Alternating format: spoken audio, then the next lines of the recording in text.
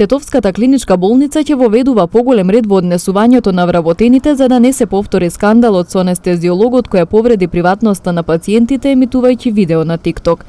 Иако постојат непотврдени информации дека лекарот и претходно несовесно се однесувал, за него не се водела никаква постапка затоа што немало дисциплинска комисија, потврди новиот директор Плум Бела.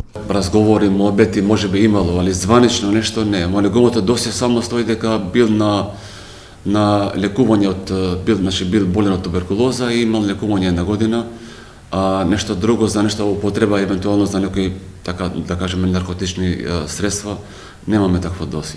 Како било порано, јас не можам да ви дам информација. Ја може да ви дам информација само како ќе биде понатамо. Значи ние во првиот состанок кој ќе имаме со управниот одбор ќе формираме комисија, дисциплинска комисија која ќе биде нормално членови ќе бидат според законот, член од синдикатот, ќе има член од хируршкиот блок, од интернистичкиот блок, наши лекари, ќе има правник и ќе се формира еднаш за секогаш за да има таква комисија. Ние ја би сакал да немаме вакви случаи како што беше случајот прошлава недела или евентуално со некој да кажеме друг случај.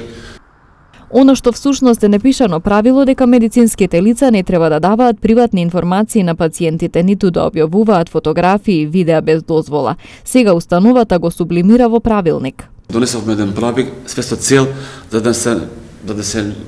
не се повторат вакви случаи како што беше случајот од прошлава недела, да се заштити приватноста на пациентите и истовремено со тој правилник да се заштити и угледот на болницава и на самите лекари.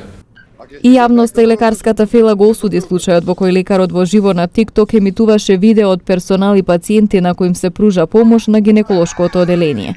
За него се води постапка пред комората за временно одземање на лиценцата за работа.